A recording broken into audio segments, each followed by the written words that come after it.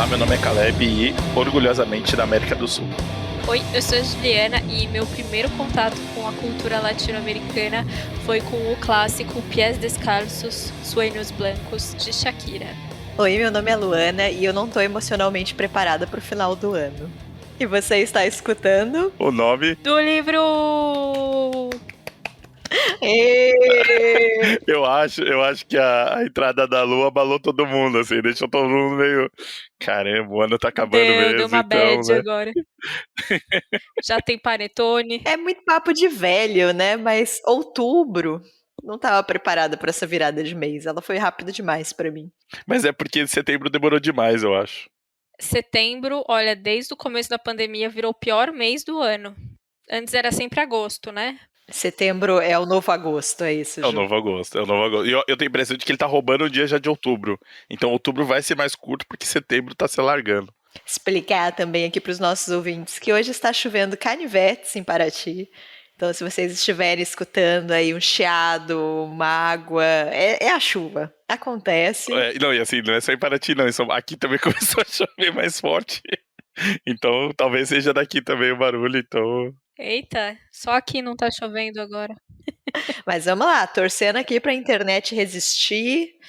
O homem foi à lua, mas chove e a minha internet cai, né? Não consigo entender aqui o progresso da humanidade. Esse é um mistério, esse é um mistério. Mas vamos lá, hoje a gente vai seguir uma sugestão aqui que nos deram. Né? A gente fez um episódio de Volta ao Mundo, depois a gente fez um episódio de Volta no Brasil, e aí nos sugeriram fazer um episódio de Volta na América Latina. Eu tô vendo qual que vai ser a próxima sugestão nessa linha aí, né? Volta no leste europeu, tirando a Rússia.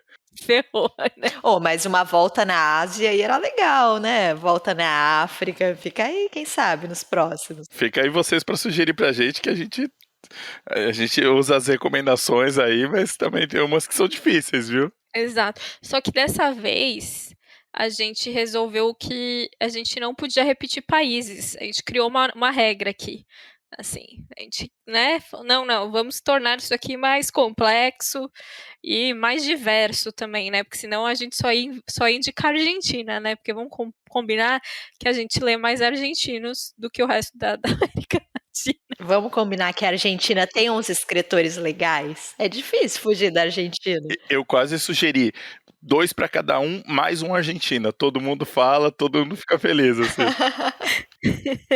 Olha que eu acho que era uma boa ideia, hein? Da próxima a gente pode fazer Volta na Argentina. Volta na Argentina, eu gosto da ideia, hein? Eu gostei dessa ideia. Porque eu fui pegar, só uma coisa, eu fui pegar um quadrinho, assim, eu falei, esse quadrinho é colombiano, tenho certeza. Eu fui ver argentino. Porra, falar da Guerra do Paraguai, eu tinha certeza que era colombiano e era argentino. Vai ter argentino na nossa lista, mas vamos tentar indicar uns outros países aqui. Cota para não argentinos nesse podcast. Não, porque senão era fácil, era passeio. Sim, o que me preocupa nesse episódio, na verdade, é que se a gente for fazer o 2 sem repetir país, vai sobrar umas Guiana francesas aí, vai ser muito difícil pra gente fazer, viu? E tem uns países que inexplicavelmente a gente lê muito pouco, né? São países, beleza, Guiana talvez, né, tenha pego um pouco pesado, mas, por exemplo, Peru, eu acho que eu nunca li Peru. Ah não, Peru eu li, mas eu não li Paraguai. Paraguai, verdade. Venezuela. Venezuela também, né? A Venezuela que você leu foi o que você não gostou, né, Lu? O Noite em Caracas, é verdade. Isso eu não vou indicar para vocês, não. Mas são países tão próximos, né? E a gente acaba lendo um ou pincelando um ou outro autor. É meio inexplicável isso. Né? Ou lendo só Argentina. Ou lendo só Argentina. Mas também, às vezes, é o que chega mais fácil pra gente também, né? E tem uma questão também que eu acho meio surreal, que é a dificuldade, né, da gente... Primeiro, pensando no Brasil, né, essa questão do Brasil achar que não faz parte da América Latina, né, de não ter, talvez, tanto essa identificação quanto seria bom, na verdade, né, entender como com a proximidade, né, geográfica, que é uma questão até editorial, né? Alguns dos livros, seja da Argentina, seja do Uruguai, seja do Chile, são impressos em outros países, às vezes Espanha, às vezes Estados Unidos. Então, se você quiser importar um livro da Argentina, o livro vai vir da Espanha. Eu sei, muitas pessoas podem até falar, mas e as impressões na China, esse tipo de coisa, mas não é exatamente isso, assim. É a dificuldade do intercâmbio mesmo, né? De troca de cultura, de entender que faz parte de um todo e que você podia aumentar, né, essa troca. Entendo que tem a questão da língua que não é fácil, né? Enfim, do espanhol e do português, mas eu acho que com um pouco de boa vontade e um olhar mais atento e mais com uma ideia de parceria com a América Latina, seria muito interessante para o Brasil, sabe? Porque você lê livros argentinos, eu sei que isso é uma questão da literatura, mas eles são livros assim que ecoam um pouco da nossa realidade, né? Argentino, uruguaio, chileno e tantos outros. Sim. Acho que a gente já comentou aqui em outros episódios, né? Também tem uma questão nossa da gente tentar não repetir muito autores, né?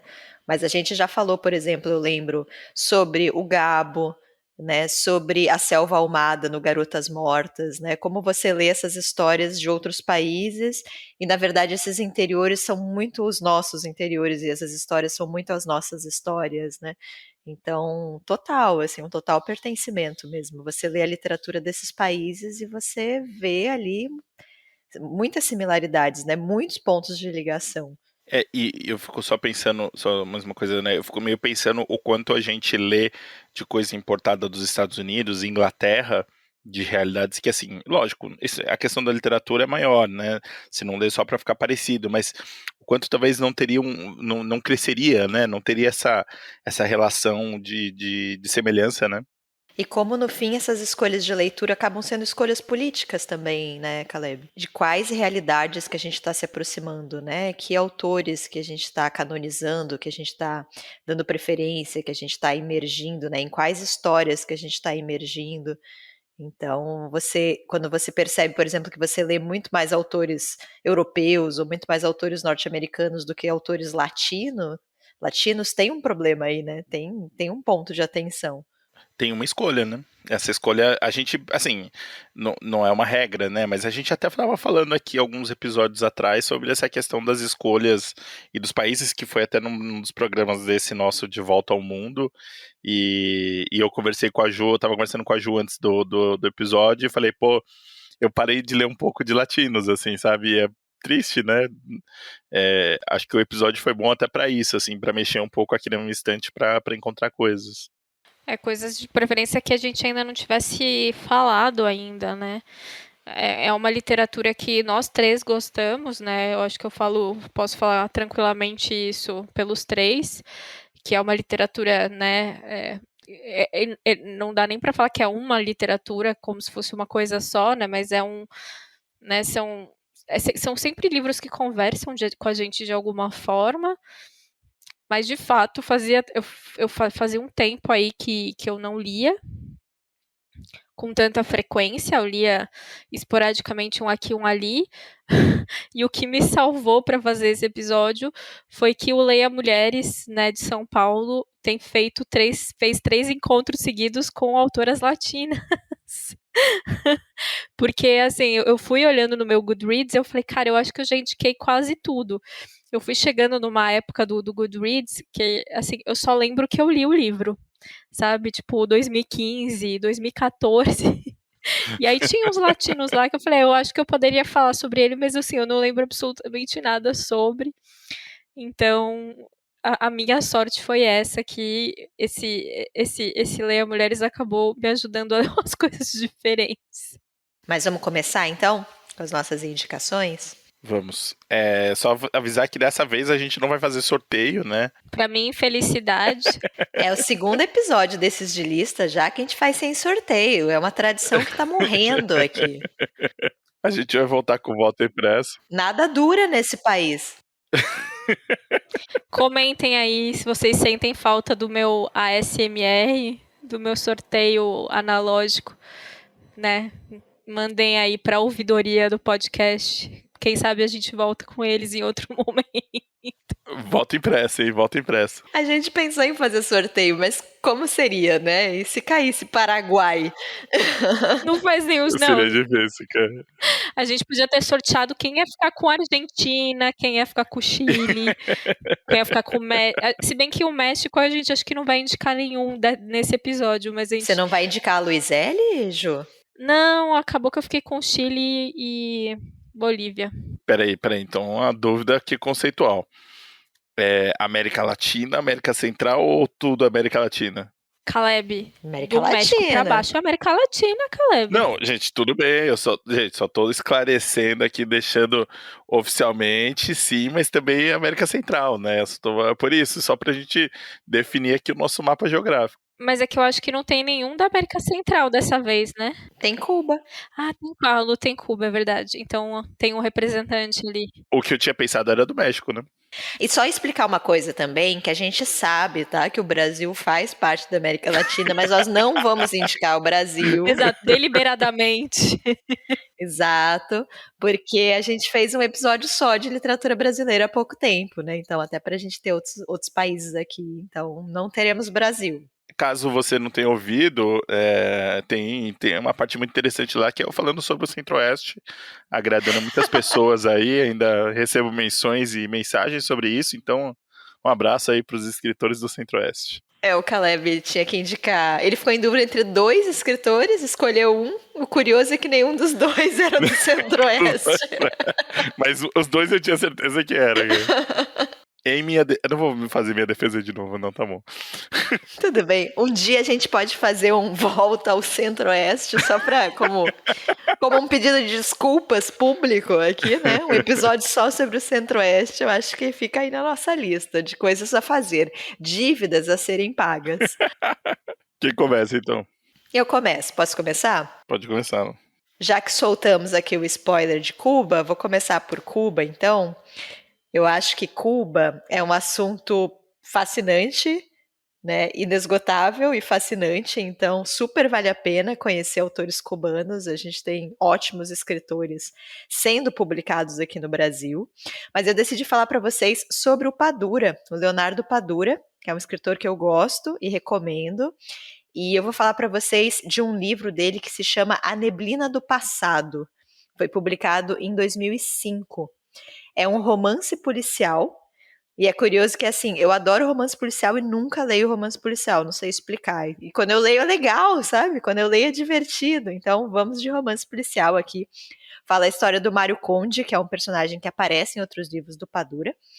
E ele é um policial aposentado. Antigamente ele trabalhava, né, como um investigador. E na velhice ele trabalha revendendo livros. Então ele procura, né, livros raros e vende para colecionadores. E um belo dia o Conde ele está em uma biblioteca particular, né, garimpando, procurando livros, e aí ele encontra no meio de um livro um recorte de jornal que fala sobre uma cantora que na década de 50 fazia muito sucesso, né, a Violeta Del Rio, e inexplicavelmente, né, no auge da carreira, ela resolve abandonar tudo. Né? A história se passa mais ou menos nos anos 2000, e esse é um recorte, então, da década de 50. Né? E o Mário Conde, ele fica inexplicavelmente interessado nessa história. Ele vai começar a investigar quem era essa musicista, por que ela abandonou a carreira, o que aconteceu com ela depois disso. E, na verdade, assim, a trama do livro, essa investigação, toda esse mistério, né, de quem foi essa mulher e onde que ela tá, não é tão importante assim, não é a coisa mais legal do livro, porque na verdade o Padura ele usa esse fio condutor, né, essa história dessa boleirista, mas como uma desculpa para falar sobre a história de Cuba, né? Então, com essa mulher que cantava nos cassinos de Cuba da década de 50, ele fala muito sobre o momento imediatamente anterior à Revolução Cubana, Cuba era uma espécie de ilha dos prazeres, né, assim, dos Estados Unidos. Tinha muito cassino, tinha muita prostituição, era um lugar de muitas festas, né. Os Estados Unidos dominava a economia cubana de uma maneira inacreditável, assim. Então toda a cultura de tabaco, de cana-de-açúcar, tudo ali era muito dominado pelos Estados Unidos. E, enfim, é uma situação extremamente complexa que acaba desencadeando, né, na Revolução Cubana. Mas é um mundo que se transforma, né, é um mundo que de certa forma é perdido, então ele vai falar sobre esse momento histórico, e aí ele também fala, né, como é um personagem mais velho que está investigando essa história do passado, também fala sobre os tempos atuais, né, o que significa ser cubano, o peso de você ser cubano, né, de você ser esse único local do comunismo na América, né? Essa literalmente uma ilha, né? Como diz o personagem, o peso de ser um herói, né? O peso de ser tão diferente, e estar completamente isolado do resto do mundo. Então é um livro que eu acho que ele lida com a questão cubana de maneira lida com a questão cubana com muita complexidade, assim, eu acho que ele respeita a complexidade. E eu acho muito interessante como ele vai por esses dois mundos, assim, como ele fala sobre o passado e ele consegue ir para o presente e é muito fluido. Então eu acho que eu não me interessei muito pela investigação, eu acho muito esquisito como ele se interessa por uma história aleatória perdida no meio de um livro, mas todo o contexto e como ele vai falar sobre Cuba e como ele vai falar sobre a história de Cuba, eu achei muito interessante, assim. Então, recomendo Neblina do Passado para vocês, mas recomendo outros livros do Padura também. Eu acho que ele é um autor bem interessante, assim, para se pensar a Cuba. E acho, de novo, né? Eu acho que ele lida com a complexidade de forma muito satisfatória. Eu acho que ele não simplifica a questão em momento algum. E essa é a minha recomendação para vocês, de autor cubano, então, A Neblina do Passado, do Leonardo Padura. É sempre legal ver o Padura falar, né?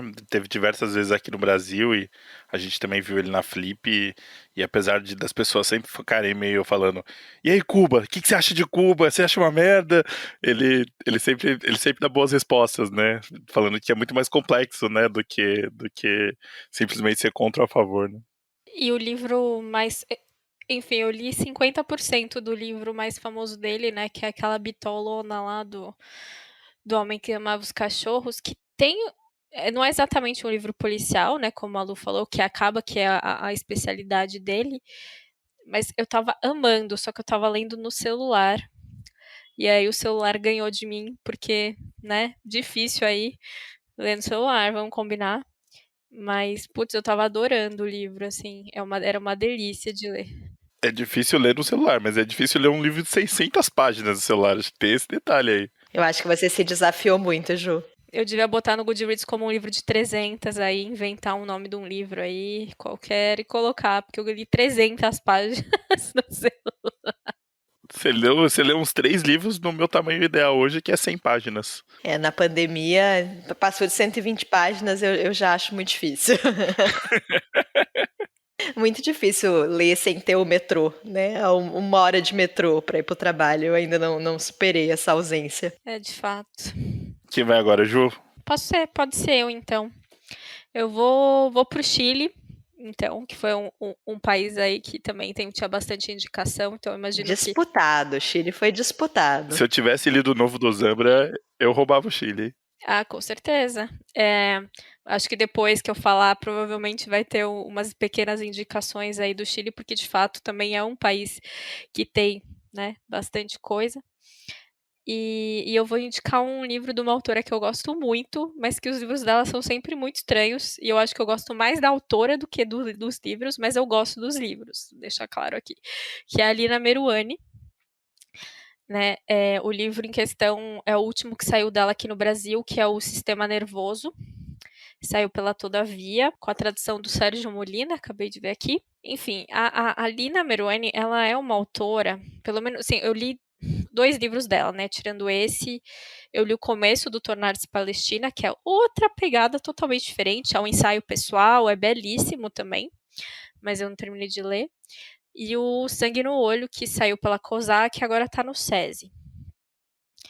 E ela tem essa questão com o corpo, né?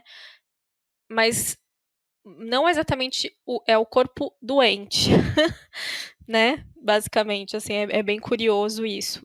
Então, no Sangue do Olho, ela fala, né, dessa personagem que tá voltando para casa para passar um tempo, porque ela tá passando, ela descobre uma doença que ela tá perdendo a visão, né, uma hemorragia ali que ela vai perdendo a visão. E aí no sistema nervoso eu acho que ela vai muito além, né? Ela avança nessa temática.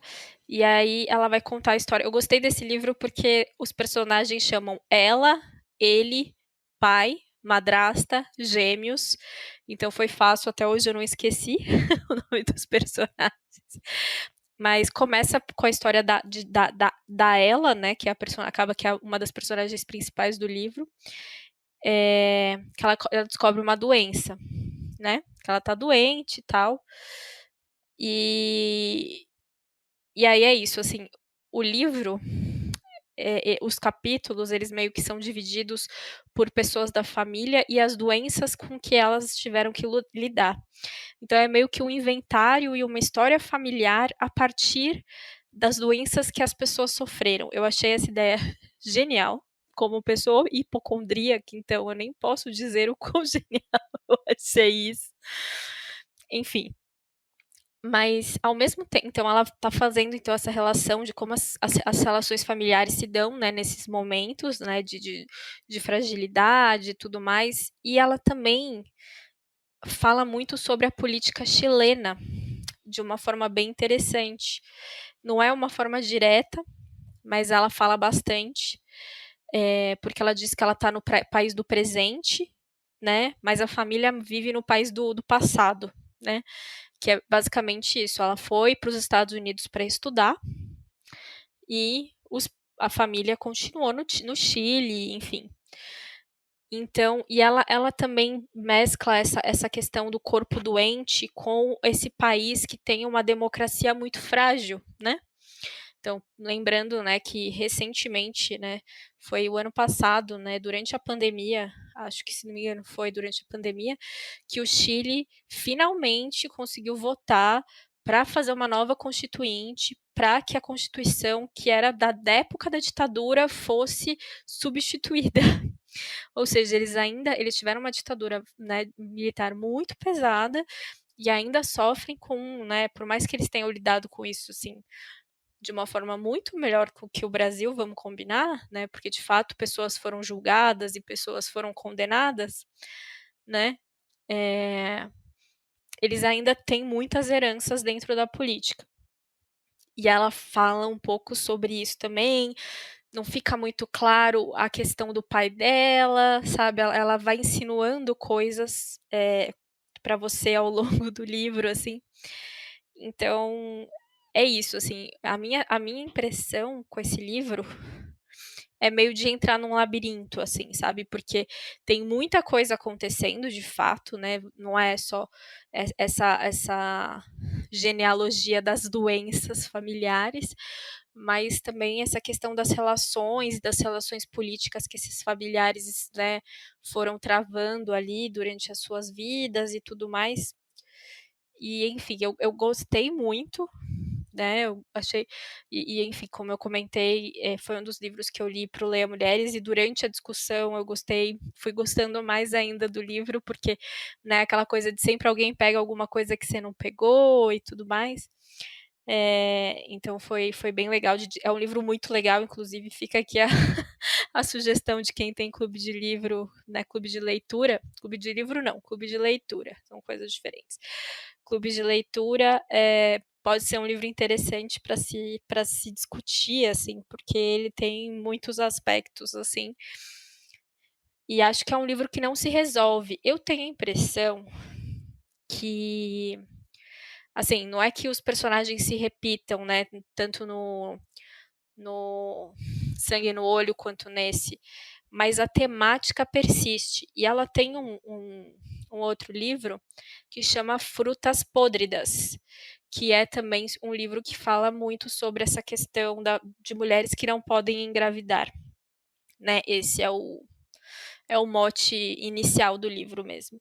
Então eu acho que ela tem meio que essa trilogia do corpo, sabe? Desse corpo doente, desse corpo que tem alguma coisa ali que não tá muito certa. E aí ela faz essas relações com a política e com a sociedade que são bem interessantes, assim. Enfim, não é um livro dos mais fáceis que eu já li.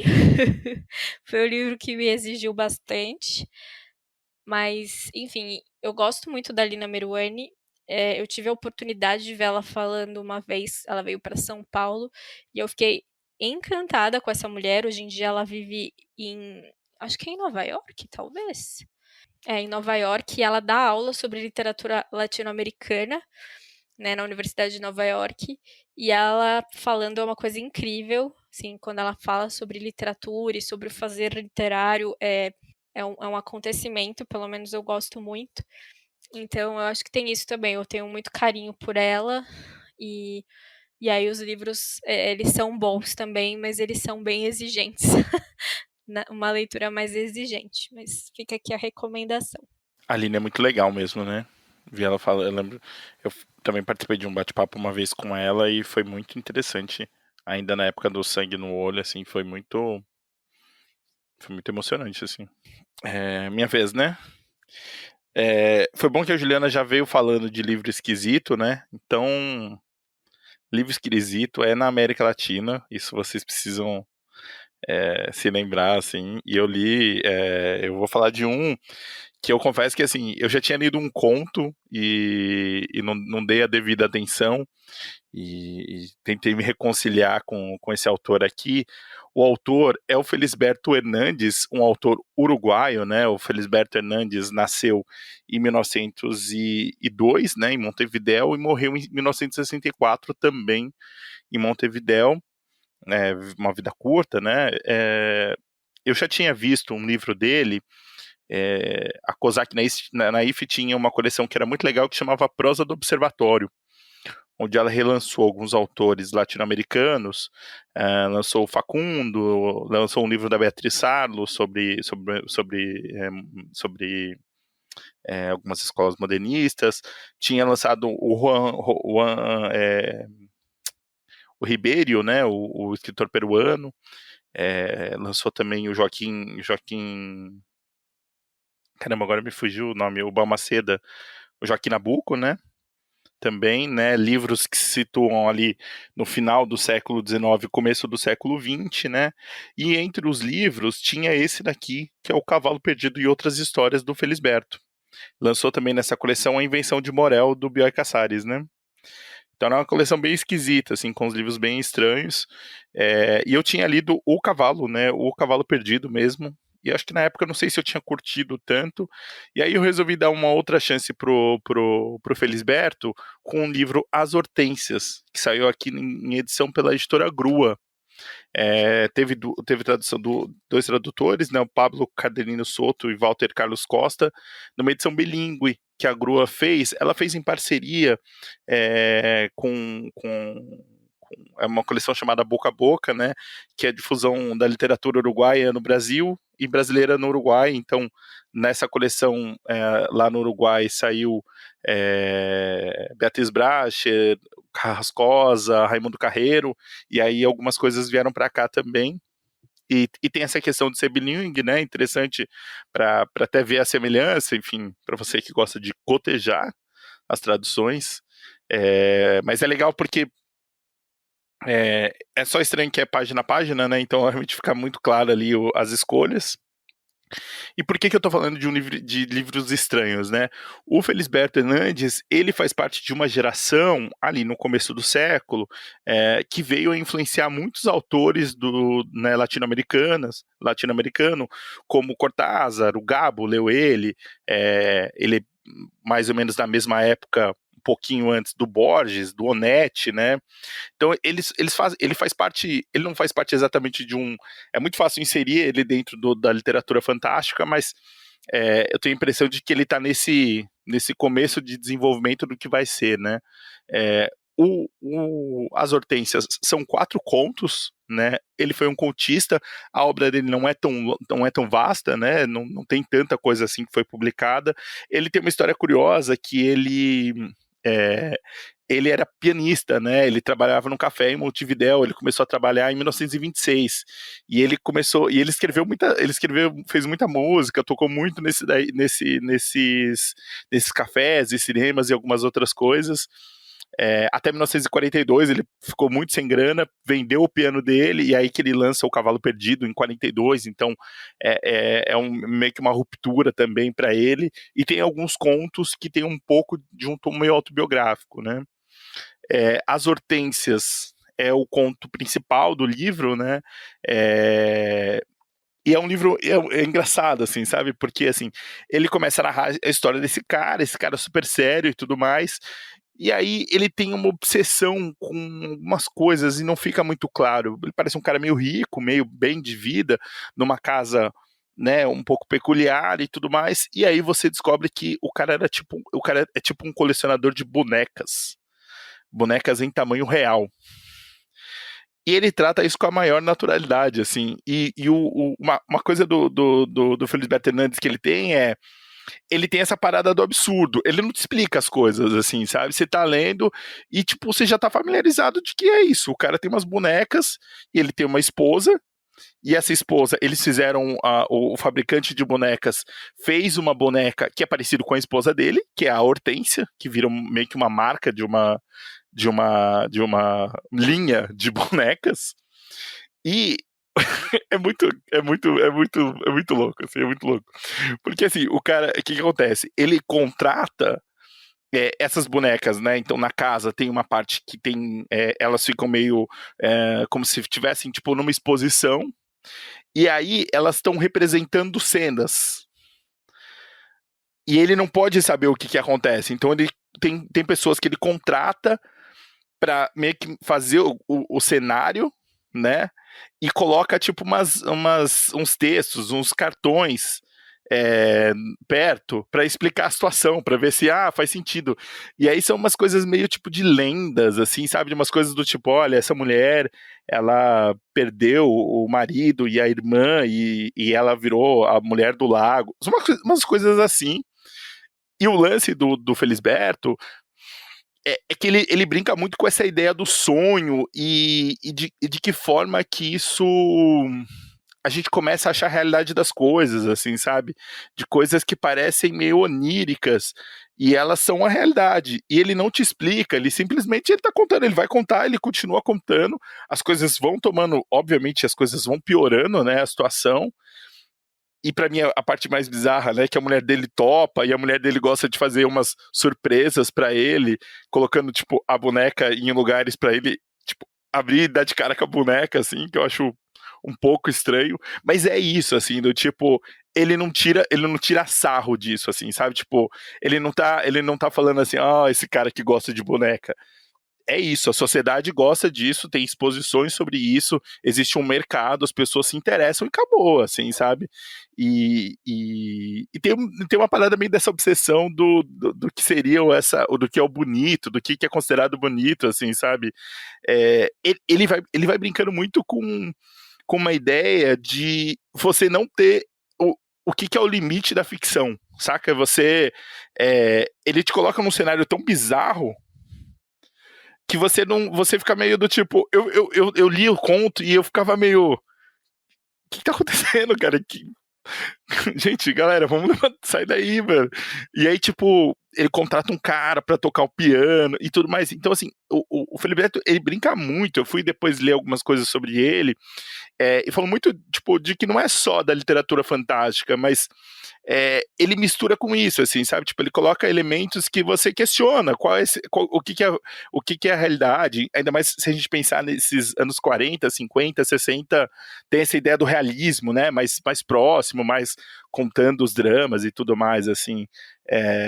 O Cortázar tem no Cavalo Perdido tem um texto do Cortázar falando bem dele, comparando a ele ao José Lenzamo Lima também, né? Nessa coisa meio fugindo dos padrões, né, do que é esperado de um escritor latino-americano.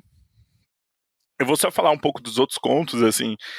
O Úrsula, acho que foi o que eu menos gostei, assim, porque é estranho, assim, sabe? Ele tenta meio que, nesse ambiente de começo de século, tem alguma coisa meio estranha desse personagem que começa a se relacionar com essa Úrsula, que é meio uma criada dele, não fica muito claro as coisas, assim, ele tem algumas coisas que são meio esquisitas, não no bom sentido nesse caso. Aí tem o conto que é A Mulher Parecida a Mim, que o protagonista, ele narra as lembranças dele ter sido um cavalo. Ele se lembra que ele foi um cavalo, e aí ele narra como foi esse tempo dele de cavalo. E, enfim, ele sofre um pouco, tem umas dificuldades e tudo mais, assim, e ele meio tira sarro dos humanos, como os humanos se comportam, e ele lembrando que ele é um cavalo, então é difícil de explicar, mas é isso, assim. E o último conto, né, A Árvore de Mamãe, conta a história desse cara que é um violinista, né, e ele começa a se envolver com essa professora de matemática, que é prima dele, e esse tem um pouco autobiográfico, né, o cara que toca o violonista do cinema, o Felisberto tocava o piano no cinema, né, então tem umas brincadeiras nesse sentido do inadequado, mas ainda também uma situação meio estranha de que ela vai ganhando proporção, assim, sabe? Tipo, ele joga uns elementos e você vai se acostumando, e aí, tipo, ele começa a te provar e fala assim, isso aqui, ó, toma, e aí joga na sua cara, assim. O Felisberto teve uma vida meio curiosa, assim, eu só achei uma informação que eu achei interessante, que ele se casou em 1948 com uma mulher, e ele descobriu, ele foi casado com uma mulher chamada África de las Heras, que era uma espiã soviética, né, e ele não sabia exatamente que ela era uma espiã, enfim, ele fica pouco tempo casado com ela, volta para Montevidéu, então... Enfim, eu achei interessantíssimo, assim, falar do Felisberto, porque eu acho que ele conversa muito com o Onetti. Apesar de ser outro estilo, o Onetti ser um escritor mais convencional e esquisito, no sentido mais normal do que a gente espera, eu acho que ele conversa muito com essa tradição desses escritores, e pensando, eu sei que não exatamente comparando, mas pensando que está escrevendo na mesma época, o Juan Rulfo, né? São esses escritores que acho que dão um pouco do que vai ser essa semente da literatura, né, do realismo mágico, que, enfim, outros escritores vão ler eles, e o Felisberto tá inserido nesse daqui, e eu confesso que eu não conhecia, assim, então eu recomendo para vocês As Hortênsias que saiu aqui pela editora Grua, ou se você encontrar ainda O Cavalo Perdido e Outras Histórias. Ele não tem uma obra tão vasta, né, então acho que tem talvez mais 2 livros só, mas eu acho que vale a pena aí, se você gosta de livro esquisito, esse é o seu livro. Achei uma belíssima escolha. Não, e assim, só uma coisa, peraí, só um tio, que eu achei curioso, eu tinha lido, acho que do Cavalo, eu gostei, mas assim, eu não saquei o que era, assim, e aí, lendo As Hortênsias, cara, é uma puta coisa esquisita, assim, não faz sentido, ele não parece com outras coisas, assim, sabe, e aí eu fui nesse livro do Cavalo, tem esse texto do Cortázar, e tem o texto do Davi Arrigucci, que traduziu os contos e escreveu o pós-fácil. E aí é muito louco, porque o Arrigucci achou um livro com uma dedicatória do Felisberto num sebo, sei lá, em Santa Cecília, nos anos 60, e quando o Davi Arrigucci encontra o Cortázar, ele mostra e fala que o Cortázar era um sorriso de criança, de tão empolgado que ele ficou, porque ele tinha um livro que foi com uma dedicatória, enfim, para outra pessoa do próprio Felisberto. Assim, eu achei essa história muito boa. Não, eu só ia dizer, gente, que eu falei que não ia chover mais hoje aqui e começou a chover fraco, mas eu acho que tá bem barulhento, não tá não? Vai ser um episódio com ruídos. O meu parou aqui, Jô. Será que eu fecho a minha janela? Acho que talvez ajuda. Eu vou baixar a janela pra dar uma diminuída, peraí. Enquanto isso, a gente pode dançar e cantar para entreter os nossos ouvintes enquanto a Ju vai baixar a janela. Essa janela dela faz um barulho. É aquelas janelas, sabe, janela de casa que você coloca aquele ganchinho que fica meio pendendo, assim, sabe? Você tem certeza que aquilo vai cair em algum momento? É assim, só uma questão de tempo, né?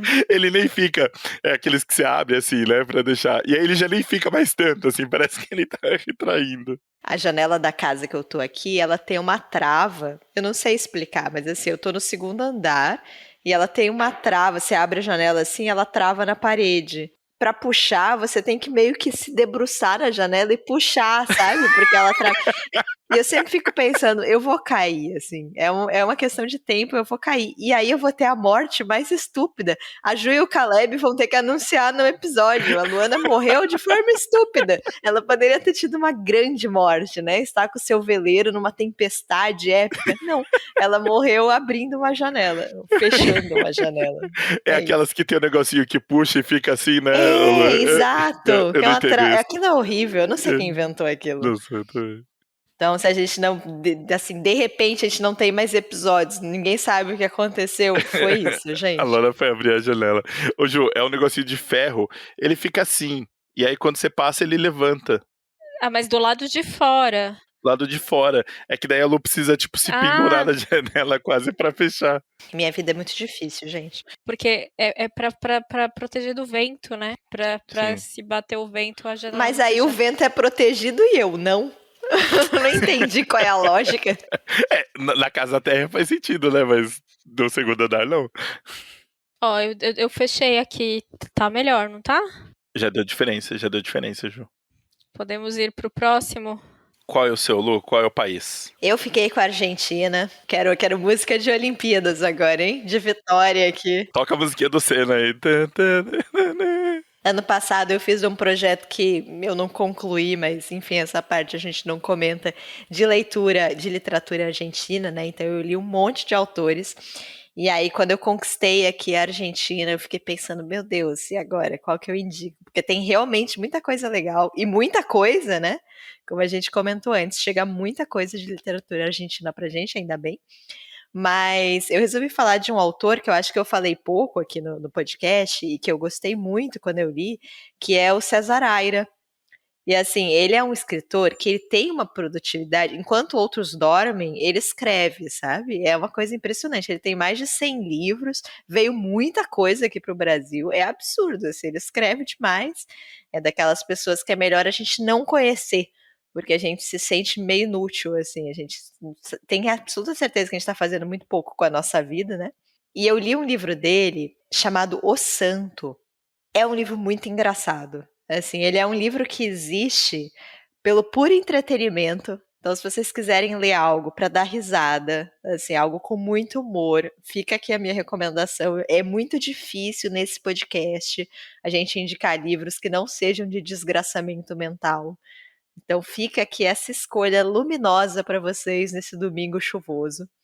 Fala sobre um santo de verdade, né? Santo assim, né? Que faz milagre, o santo que a gente quer, que vive ali no final da Idade Média, numa cidadezinha catalã, né? Uma pequena cidade ali às margens do Mediterrâneo.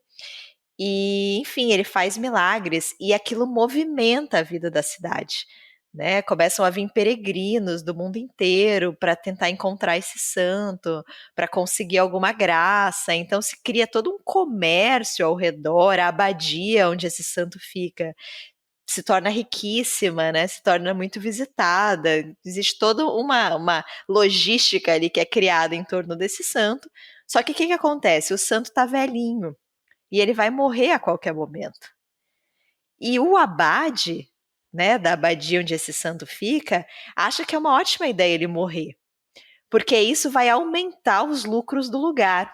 Porque quando esses peregrinos vão para a cidadezinha, eles têm que encontrar o santo um por vez, o santo só consegue atender ali 4, 5 pessoas por dia. Se ele estivesse morto, né, e os ossos estivessem nessa abadia, as pessoas poderiam entrar, né, fazer uma oração rápida, já dar lugar para o próximo. Então imagine o número de visitantes que poderiam ter, né, nessa abadia para ver os restos mortais do santo. Isso potencializaria, né, a atração turística ali, a capacidade de recepção de turistas. Só que o que acontece? O santo decide que ele quer morrer na cidade natal dele, que ele não vai morrer ali. E aí o abade fica puto, né? A galinha dos ovos de ouro dele vai embora. E ele decide matar o santo. Então ele contrata, né, um assassino profissional para matar o santo e ele manter o santo ali na abadia dele. E, cara, o texto é muito engraçado, é muito irônico. Assim, tem uma parte, quando esse abade está justificando por que ele acha certo matar o santo, é uma das minhas partes favoritas do livro, né? Que ele fala do benefício que ele vai trazer para aquela população, para aquela localidade, né? Tudo de bom que a morte do santo vai trazer para aquela aldeia, né? E que Deus, né? Vamos ser sinceros, que Deus criou toda a natureza só para poder matar as pessoas. Longe dele acusar Deus de hipocrisia, mas assim, no fim, o que Deus queria era matar a gente. Então, ele cria todo um universo só para ter o prazer de ceifar ali algumas vidinhas humanas. Se Deus faz isso com toda a humanidade, por que ele não poderia fazer com um santo, né? Com uma única pessoa? E esse santo acaba conseguindo fugir, e ele vai viver grandes aventuras, e vai ser capturado por piratas, e vai se apaixonar por uma princesa da África, e vai encontrar várias pessoas no caminho. Tem um outro trecho que é muito irônico também, um pouquinho triste, né? Um pouquinho tenebroso, mas muito irônico, que fala de um comerciante, né? Um senhor de escravos, na verdade, um senhor de pessoas escravizadas. E aí ele fala que ele está pensando em talvez libertar, né, essas pessoas, porque ele chegou à conclusão que é muito mais barato ter assalariados. Né? Ele conseguiria explorar pessoas de maneira muito mais econômica se essas pessoas fossem libertas. Né? Então, esse santo vai encontrando essas pessoas pelo caminho, pessoas horríveis. E assim, ele tem esse humor, ele tem essa ironia. É um livro que ele próprio, né, o próprio narrador sustenta que é um livro pela diversão. Né? Então, se você está esperando um livro para mudar a sua vida, para te trazer grandes reflexões, relaxa um pouco. Né? Dá aqui umas risadas, curte a viagem. Então, ele é um livro que tem essa proposta, funcionou muito para mim. Então fica aqui a recomendação desse autor maravilhoso, que é o César Aira. Esse livro especificamente saiu pela Rocco, e a Rocco tem outros livros dele publicados também, é bem fácil de achar. Então fica a recomendação aqui de um autor divertidíssimo, com uma produção muito grande, né, que eu quero muito ainda ler outros títulos. Eu acabei só lendo esse livro dele, mas quero ler outros títulos do autor. César Aira, aí autor argentino. Eu sei que não tem a ver, não tem necessariamente a ver, mas enquanto você falava, eu lembrei de duas coisas. Lembrei de Rock Santeiro, não sei exatamente porquê, e o Cabeça de Santo da Socorro Racioli, né? Esse clima meio de cidade, que acontece alguma coisa e vira uma atração, né?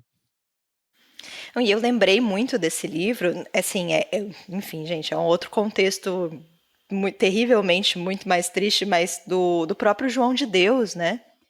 Tem os documentários que falam sobre a vida da cidade, né? Como a cidade ela se ergue em torno da existência daquela pessoa, e vai ter 1 milhão de pousadas, enfim, toda uma logística que é criada para poder atender esse turismo, né? Essas pessoas que vêm do mundo inteiro, e aí de repente isso acaba, né? E você tem ali milhões de pousadas que simplesmente não tem mais visitantes. Então essa questão da cidade, eu digo, né? Como algumas cidades se erguem em torno de uma pessoa, né? Nossa, total, João de Deus. E até isso, né? Muita coisa faliu, a cidade mingou depois que João de Deus, né, foi preso e tal. Eu fiquei impressionada aí com o pensamento empreendedor aí desse padre, desse abade, né? O empreendedorismo aí mostrando, né? Mostrando a sua real face aí, né? O cara leu o Milagre da Manhã. O abade aí e tá querendo empreender, né, na paróquia dele. Quem pode julgá-lo, né, Ju? Exatamente, ele só queria fazer um crescimento aí, otimizar os processos, né? Bem impressionante. Bom, sou eu então. A minha próxima indicação é da Bolívia. É uma autora que chama Giovanna Rivero. É o único livro dela que tem aqui no Brasil ainda. É um livro de contos que chama Terra Fresca da Sua Tumba. Ele é uma coedição, então é a editora Incompleta e a editora Jandaíra, que publicaram esse livro juntas, né? Essas são duas editoras. E esse livro tem tradução da Laura Del Rey. É um livro de contos, como eu já comentei. São 6 contos. Eu gostei disso, para começar, porque são 6 contos. Né? Alguns são um pouco mais longos do que os outros. E é isso, assim, ele é uma coisa bem sucinta, assim. A Giovanna o Caleb estava falando de livros esquisitos, e a Giovanna entra também nessa safra de autoras latinas esquisitas, né? A Michelle do Leia Mulheres, né, que faz o Leia Comigo aqui em São Paulo, fala que, né, que tem essa categoria na estante pessoal dela, né, que é essas mulheres latinas maravilhosas escrevendo coisas muito estranhas, que é tipo a Mariana Henriques, a Samantha Schweblin, né, a Silvina Ocampo, enfim, né, e essa autora super cabe nessa tradição aí de mulheres latinas escrevendo coisas estranhas. Algumas coisas são até um pouco de, entre aspas, terror, mas não tem nada de sobrenatural. Quer dizer, acho que tem um conto que talvez você ache alguma coisa mais pro sobrenatural. De resto, são coisas extremamente cotidianas, mas é aquela coisa meio mundo cão, sabe assim? Então, são contos bem diferentes até, se você for pensar, que tratam de realidades diferentes entre eles mesmo, mas eles têm essa unidade da estranheza, né? Então, é bem impressionante como a Giovanna faz, porque ela começa num jeito, assim, que parece que tá tudo tranquilo, assim, ela tá narrando uma coisa super cotidiana, super de boa, aí ela dá um passo, fica um pouquinho, dá um passinho, você fala, pera, isso tá estranho aqui, mas vamos lá, aí você vai. Aí, de repente, sabe, assim, ela vai gradativamente deixando mais estranha a situação, e aí você fala, meu, o que tá acontecendo aqui, sabe? E te faz, né, repensar o começo ali da história, Então, é bem interessante, assim, em muitos momentos me lembrou o livro de contos da Mariana Henriques, né, o Coisas que Perdemos no Fogo, justamente disso, assim, porque é também esse livro que vai falar sobre essa coisa bem cotidiana. Eles são muito comuns e poderiam ter acontecido em qualquer lugar, sabe? Vai ganhando esses tons de estranheza, não é bem sobrenatural, mas de terror mesmo. Tem algumas coisas que você fica bem, bem mal, assim, ao ler. O esquisito, né? Enfim, deixa eu ver um dos contos para falar para vocês aqui. Eu vou falar de talvez um dos que eu mais gostei, que chama Socorro, que é a história de uma mulher que está voltando para a cidade dela, né? Ela vive nos Estados Unidos, casou nos Estados Unidos e mora e a família mora no interior ali da Bolívia. E aí ela tá indo lá visitar, né? As férias dela, ela faz uma visita ali. Ela tem um casal de gêmeos, novinho, assim, né? E aí ela vai visitar a mãe que vive com a tia. E a tia tem problemas, né? Acho que sofreu de depressão, talvez tenha bipolaridade. A gente não sabe exatamente quais são, né, exatamente quais são as doenças que a tia tem. Mas dá a entender que, tipo, a tia passou por aqueles tratamentos bem horríveis, assim, de eletrochoque e tudo mais. Só que aí a tia, que é essa Socorro, no caso, ela durante os delírios dela, ela fala umas verdades, sabe assim? E aí a tia começa a falar que os gêmeos se parecem muito com o Enforcadinho. E aí você fica, quem é Enforcadinho? Não é mesmo? E aí você vai avançando na história. Enfim, eu não quero dar muito spoiler, mas aí você vai vendo quem que era esse Enforcadinho. Por que que ela chama ele de Enforcadinho? Por que o Enforcadinho é o Enforcadinho, né? Enfim, todos os contos dela têm um pouco essa estrutura de, tipo, eles vão crescendo, eles sempre vão... Mas não é que, tipo, chega num clímax no final. É que você vai descobrindo, ela vai soltando as pistas aos poucos, sabe? E aí você vai construindo essa estranheza, né? Esse desconfortável que ela quer que você sinta, assim. Eu acho que ela faz isso de uma forma muito boa. Ela é muito sucinta também, então é bem impressionante isso de, tipo, frases, sabe? Aquela coisa de, numa frase ela diz muita coisa. Eu gostei muito disso, assim, de como ela vai encadeando assim, as sentenças e as ações para chegar aonde ela quer que a gente chegue, assim. Bom, fica aqui minha recomendação. Ela é uma autora, na verdade, que tem muita coisa escrita para uma autora jovem, tipo, ela é de 72. Cara, ela tem, sabe, 4 romances, 5 livros de contos, mas atualmente esse é o único livro de contos dela aqui. Espero que traduzam mais, porque de fato foi uma grande surpresa, né? Eu não sou uma grande leitora de contos, mas eu fiquei bem surpresa com a consistência deles, assim, sabe? Eles são. As narrativas são bem diferentes entre si, mas tem essa unidade, assim, que é bem impressionante, e desse terror cotidiano mesmo que eu comentei antes. Então é isso, Terra Fresca da Sua Tumba. Ô, Ju, qual editora você falou e eu não peguei aqui? Então, é uma coedição, a editora Incompleta, que é aquela editora que faz aquela revista Punhado, sabe? Sim. E a Jandaíra, são 2 Ah, tá. editoras. Eu vou falar aqui de escolhi um quadrinho de uma autora. Ela nasceu no Equador, mas viveu em muitos lugares, entre eles a Colômbia. Mas vamos riscar aqui Equador. Se a gente estivesse fazendo um vídeo no YouTube, o aviãozinho ia estar saindo do Brasil indo pro Equador. Meu sonho é fazer aqueles aviãozinhos do Indiana Jones, sabe? Que ele tá viajando assim e vai atravessando os países. Eu vou falar da Power Paola, que é uma ilustradora, né, uma artista, né, enfim. Esse quadrinho que eu vou falar é o Vírus Tropical, que saiu aqui pela Autêntica, né, pela editora, pela Nemo, né, que é um selo de quadrinhos da Autêntica. Saiu acho que em 2015, aqui com tradução Nicolas Lano Linares e Marcelo Vieira. A Power Paola, eu acho que eu já tinha visto ilustrações dela em outros lugares, já tinha visto alguma outra coisa. Ela tem também um outro quadrinho, que é que chama QP, que é pela Lote 42. Ela é uma ilustradora jovem, né? Ela nasceu em 77. Eu confesso que eu gostei bastante do Vírus Tropical, assim, porque é uma autobiografia, né? Um pouco nessa linha de memórias, né? De memórias gráficas, que acontece muito, né, nas graphic novels, e eu acho que é um formato que ajuda.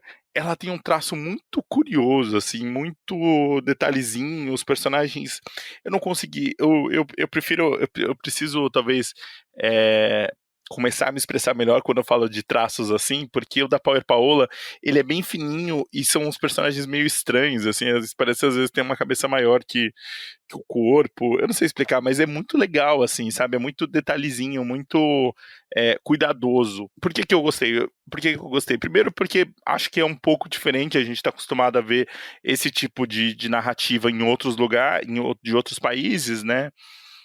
Me vem alguns na cabeça, mas nesse daqui dela, então fala de uma realidade muito própria da América Latina, se a gente pensa questões sociais, algumas mudanças, a família do pai, o quadrinho começa com o nascimento dela, em 76, a mãe e o pai, né, enfim, ela diz que tá grávida, ela vai no médico, e o médico fala assim, não, só que era impossível para ela estar grávida, porque 1 ano antes, ela já tinha 2 irmãs, 1 ano antes ela ligou as trompas, então teoricamente ela não poderia estar grávida.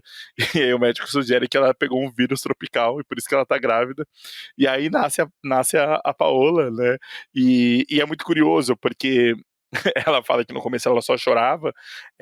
O pai me parece mais apático, me parece meio uma figura meio perdida, né? Não se sentia tão bem em Quito, né?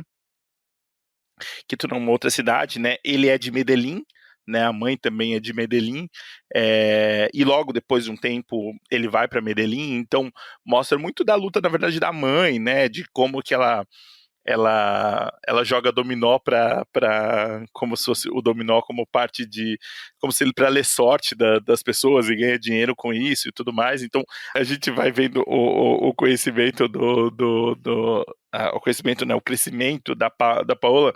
Teve um momento, porque ela tem essa família que tem uma irmã mais velha, que logo vira uma adolescente meio problemática, vai, enfim, usar drogas. Ela tem uma outra irmã que é meio carola, assim, que gosta de ir na igreja com o pai. O pai era para ser padre, então em algum momento, eu sei que a comparação é esdrúxula que eu vou fazer, a gente tá falando de latino-americano, mas assim, parece que eu tava vendo um filme do Wes Anderson, assim, sabe? Dessas famílias disfuncionais e estranhas, assim, porque teve um momento que o pai começa a celebrar missa dentro de casa, e aí a amiguinha eles chamam os amiguinhos para celebrar missa, porque ele já foi quase padre, mas todo mundo falava, mas padre não pode ter filho, né? Enfim, né, tem essa questão, e ela traz crianças, e aí ele não celebra mais, ele resolve ir, então eu fiquei com a sensação de que tem essa coisa meio disfuncional e meio, não lúdica, porque tem algumas coisas que são muito duras da realidade, né. O curioso do livro, ele é dividido em capítulos, né, pensando mais numa ideia dos arquétipos, né, família, amor, crescimento, as outras questões, né, a filha mais velha sai, a outra começa a crescer, se interessa por outras coisas, e a Paola tem uma adoração por essa irmã do meio, assim, ela, fica encantada, eles vão se mudar, vão para outros lugares, a Paola vai começar a se interessar por arte, enfim, e isso é o diferencial, só que acho que a grande sacada que ela consegue colocar nesse quadrinho é essa atmosfera desse momento anos 80, começo dos anos 90, na situação da América Latina, né? Por exemplo, quando eles vão para a Colômbia, ainda está tendo a guerra entre os cartéis de Cali e de caramba. Medellín, isso, obrigado, Ju. E aí, assim, então, assim, tem esse fundo de, sei lá, a Paula adolescente, a irmã dela falou, você não pode ir nesses lugares aí, nessas boates e tudo mais, não porque ela tinha 14 anos, mas porque, tipo, é perigoso, assim, sabe? Então tem esse meio, essa ideia da reconstrução, assim. Eu vi uma entrevista da Paola, que eu achei curioso, assim, porque ela fala que ela se inspirou, não se inspirou, né, mas ela leu o livro de um autor que saiu aqui pela Rádio Londres, que é o Andrés Caicedo, e ele fala que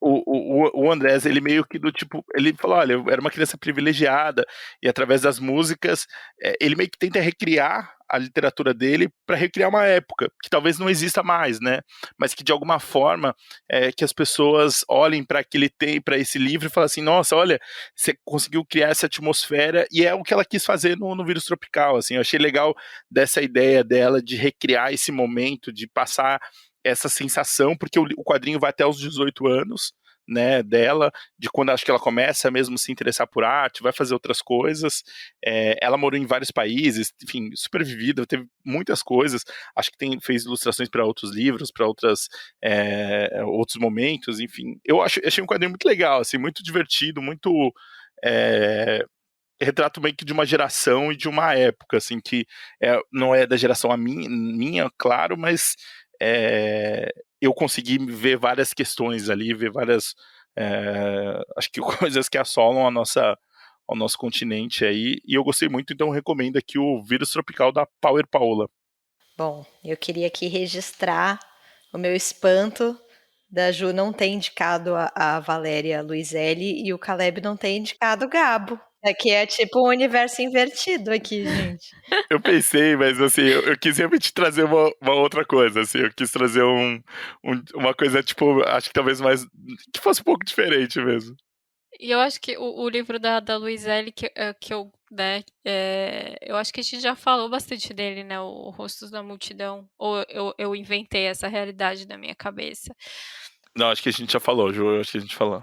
Eu preciso ler os outros livros dela, e não só adorar ela por ela ser essa pessoa maravilhosa que ela é, assim, sabe? Ela é, de fato, uma pessoa maravilhosa. Houve um tempo que a gente lia, né, Ju? porque a gente tinha planos, Tem esse né? detalhe aí, né?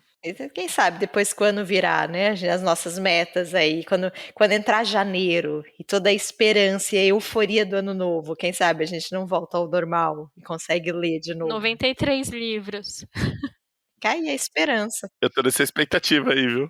Quem sabe a Ju reformula a meta dela de 93 livros. Vai pra 100 agora. Brincadeira, gente. Juliana, eu acho que seu objetivo devia voltar, começar a voltar pra você surpreender o público.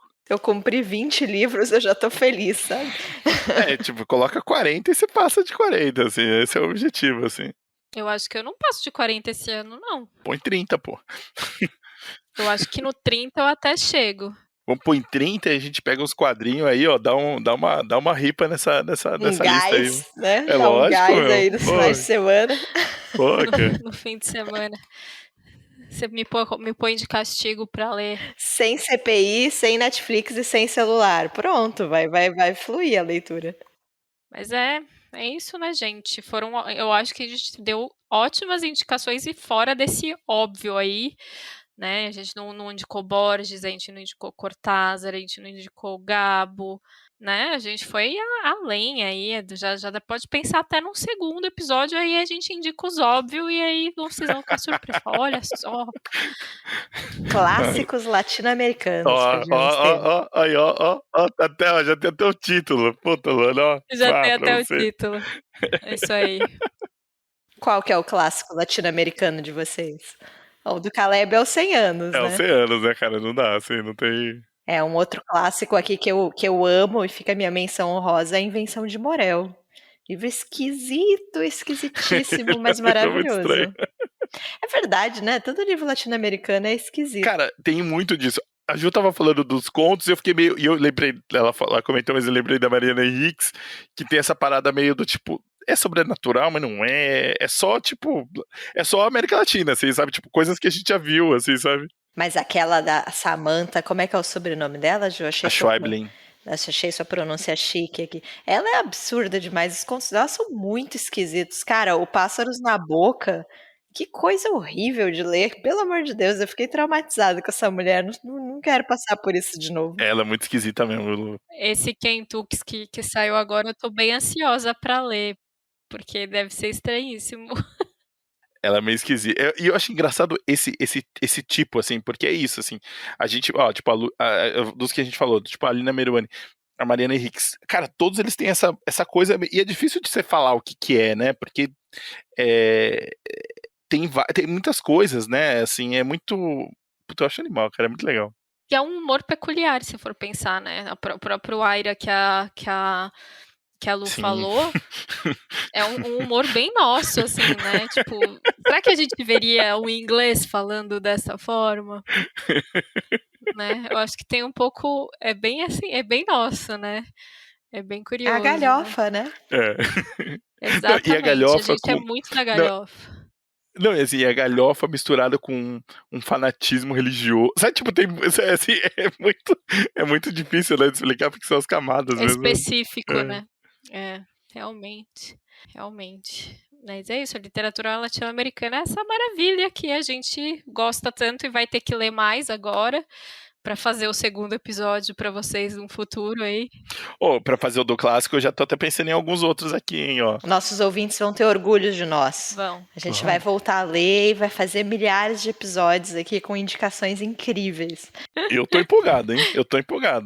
2022 que nos aguarde, exato.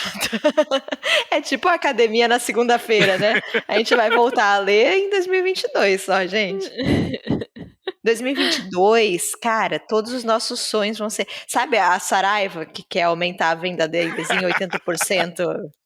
É tipo nós, assim. 2022 não vai mais ter pandemia, a gente vai ter derrubado o presidente, tudo vai ser incrível, assim, tudo vai dar certo. Eu tô confiante, hein?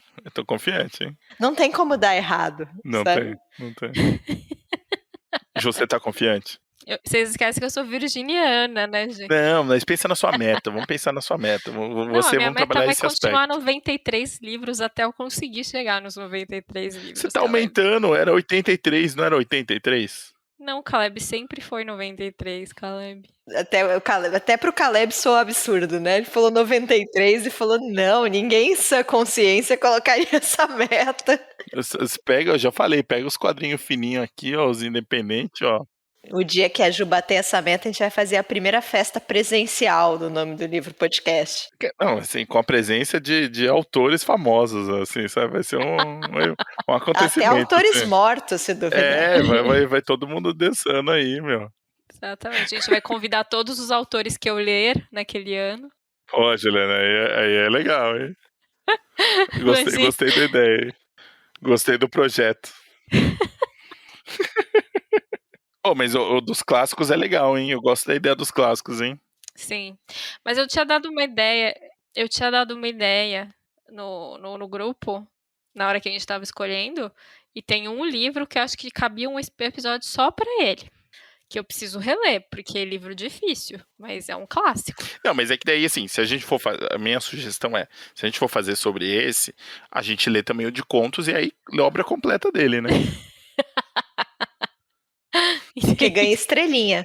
Lê obra completa de autor, ganha estrelinha. Pô, peraí, né? Assim, eu acho tipo que Raduan Nassar. Exatamente, o objetivo. Você leu ali 2 livros curtos, mais os contos, já era. Acabou. Você ganha estrelinha. Você pode sair por aí falando que você leu a obra completa.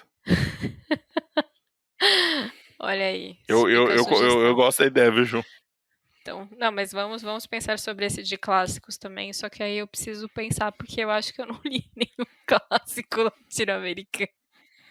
Esse daí é um clássico.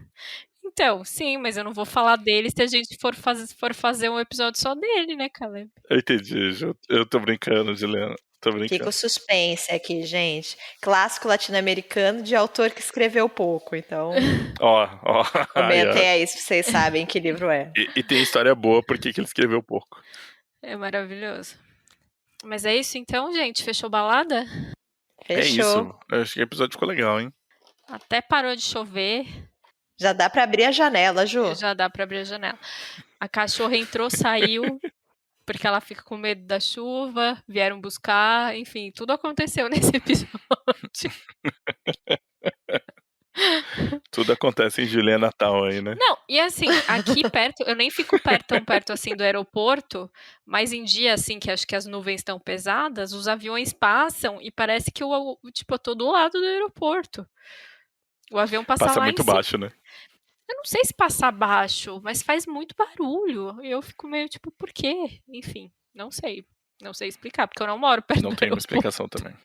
Isso aí, gente. Então, fiquem bem, boa semana, até o episódio que vem.